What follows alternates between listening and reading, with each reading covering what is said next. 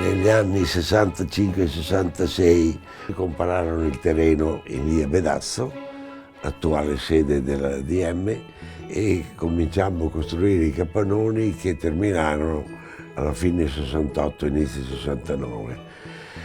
E in quell'anno lì cominciava il trasferimento dell'attività De Giovanni Melandri Enologie verso la nuova azienda, dove praticamente soci erano i fratelli Melandri e un De Giovanni, e si chiamò DMSNC. E mi ricordo che nel 69 presi possesso del mio ufficio in via Vedasso e praticamente la costruzione cambiò, non solo perché cambiò in quel momento, cambiò qualche anno prima, dove noi abbiamo sviluppato il prodotto Florsvin Notork, che i primi disegni li feci io.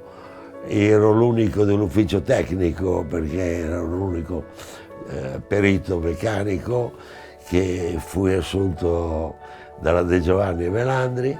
Io cominciai a disegnare un prototipo e disegnai le due macchine e poi le producemmo.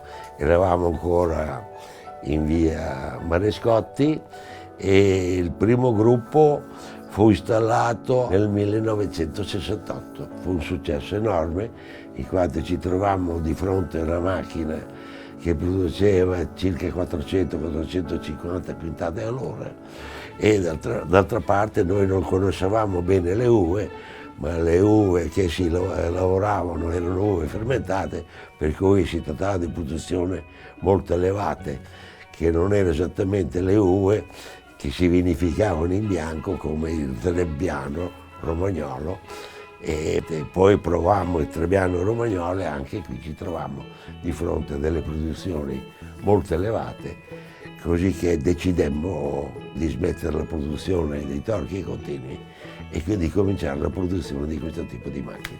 E questo qui fu l'inaugurazione del nuovo stabilimento, dove producemmo grandi quantità di queste macchine e praticamente avevamo un successo incredibile, tanto che tutte le cantine italiane erano interessate a questo tipo di macchina.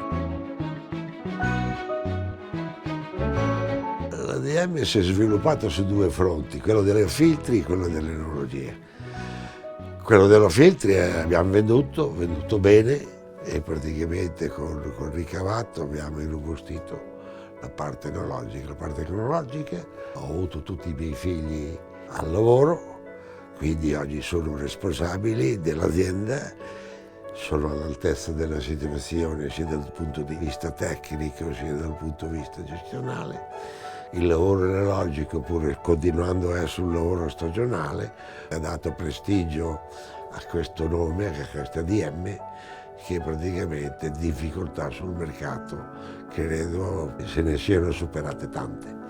Quindi la continuità io la vedo un fattore possibile, e per quanto riguarda la gestione non ho nessun problema, in quanto i miei figli hanno preso il meglio che potevano prendere da me, quindi meglio di così non si può.